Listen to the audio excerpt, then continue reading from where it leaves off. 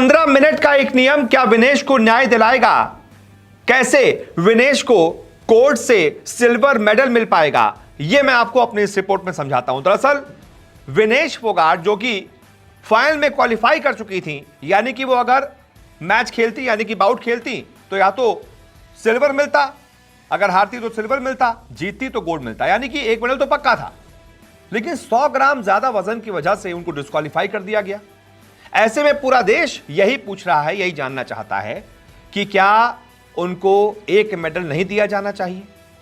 क्या जो पिछला मेडल जीती थी वो नहीं मिलना चाहिए? बहुत सारे सवाल हैं। तो मैं आपको अपनी रिपोर्ट में समझाता हूं कि court of arbitration for sports में क्या होगा, वहां पर क्या दलील दी जाएगी, क्या सवाल उठाए जाएंगे और कैसे वहां से एक मेडल आने की उम्मीद 140 करोड़ देशवासियों को है।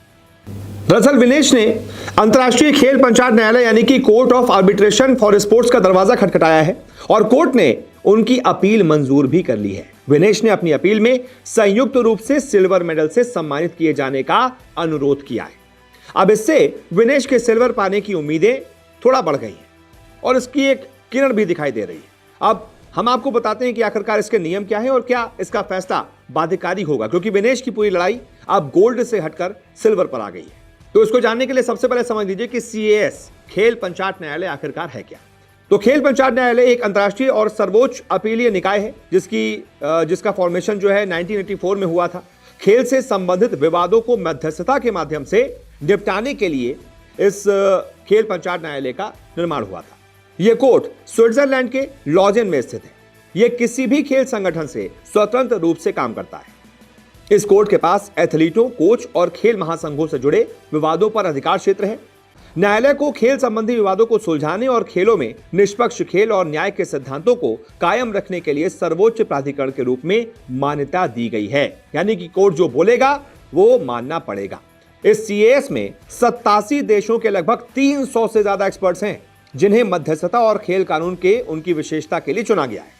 हर साल CAS में लगभग 300 मामले दर्ज किए जाते हैं और इसका फैसला बाध्यकारी माना जाता है, यानी कि CAS ने कह दिया कि विनेश को सिल्वर दो तो ओलंपिक को विनेश को सिल्वर देना पड़ेगा। फिर उनके रूल जो है ना, 100 ग्राम ज्यादा नहीं होना चाहिए, 10 ग्राम ज्यादा नहीं होना चाहिए, 1 ग्राम ज्यादा नहीं होना चाहिए, सब धरा का धरा रह जाएगा। कोर्ट ने कह दिया सिल्वर दो तो मतलब सिल्वर दो, भले ही तुम्हारा कोई भी रूल हो। ठीक है, अब आगे बताता हूं। तो सवाल ये कि अब विनेश के लिए कौन सा जो वकील है वो उनकी दलील रखेगा, उनकी तरफ से लड़ेगा। तो खबर सामने आ रही है कि विनेश के लिए हरीश साल्वे समेत 4 एडवोकेट लड़ने वाले हैं। रिपोर्ट्स के मुताबिक पेरिस बार ने पेरिस में CAS के तदर्थ डिवीजन के सामने फोगाट का प्रतिनिधित्व करने के लिए हरीश साल्वे समेत 4 एडवोकेट मुहैया कराए हैं, जिसकी सुनवाई आज से शुरू होनी है। हालांकि इस मामले में फैसला आने में कुछ समय लग सकता है। अब CAS के सामने दलील क्या रखी जाएगी ये भी समझ लीजिए। बताया जा रहा है कि फोगाट ने अपने एडवोकेट के माध्यम से यह तर्क दिया है कि क्वार्टर फाइनल और सेमीफाइनल मुकाबले जब उन्होंने जीत लिए थे तो दूसरे दिन के फाइनल मुकाबले के आधार पर उन्हें सिल्वर मेडल से क्यों वंचित किया जा रहा है। दूसरा, फोगाट यह भी दावा कर सकती हैं कि ज्यादा वजन होने की वजह से उन्हें प्रतियोगिता के दूसरे दिन ही अयोग्य ठहराया जा सकता है और इसका प्रतियोगिता के पहले दिन के नतीजों पर कोई असर नहीं पड़ना चाहिए। ऐसा कहा जा रहा है कि विनेश फोगाट की टीम ने कोर्ट के सामने अनुरोध किया है कि प्रतियोगिता के पहले दिन में उनकी रैंकिंग को बरकरार रखते हुए उन्हें संयुक्त रूप से पदक दिया जाए, क्योंकि उन्होंने सभी नियमों के मुताबिक उस दिन तीनों मैच जीते थे। 15 मिनट का वो नियम जिस आधार पर विनेश हुई अयोग्य, वो भी जान लीजिए।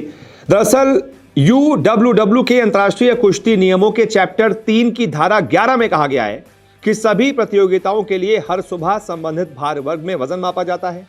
वेटेड और मेडिकल प्रोसेस जो है वो करीब 30 मिनट तक चलता है, लेकिन दूसरे दिन सुबह संबंधित भार वर्ग में केवल रेपचेज और फाइनल में भाग लेने वाले पहलवानों को ही वजन के लिए आना होता है। यह वेट इन 15 मिनट तक चलता है। फोगाट भी नियमों के तहत दिए गए 15 मिनट की अवधि के दौरान अपना वजन 50.1 किलोग्राम से कम करने में नाकाम रही, जिस वजह से उनको अयोग्य घोषित कर दिया गया। अब यहीं पर सवाल होगा कि क्या 15 मिनट है भाई? मैच शाम को होना है, सुबह तुमको वजन नापना है। थोड़ा अगर 50.1 यानी कि 100 ग्राम अगर किसी एथलीट का वजन ज्यादा है तो उसने जितनी इतनी मेहनत की है, 4 साल बीते दिन मैच खेले हैं, जीते हैं, वो सब धरा का धरा रह जाएगा। यही दलील दी जाएगी कि भाई जो उसने इतनी मेहनत की थी, क्वार्टर फाइनल जीता, सेमीफाइनल जीता, उसके आधार पर आप मेडल दे दीजिए। अब देखना दिलचस्प होगा कि कोर्ट इस बारे में क्या फैसला सुनाता है। फिलहाल इस वीडियो को देखने के लिए बहुत बहुत शुक्रिया।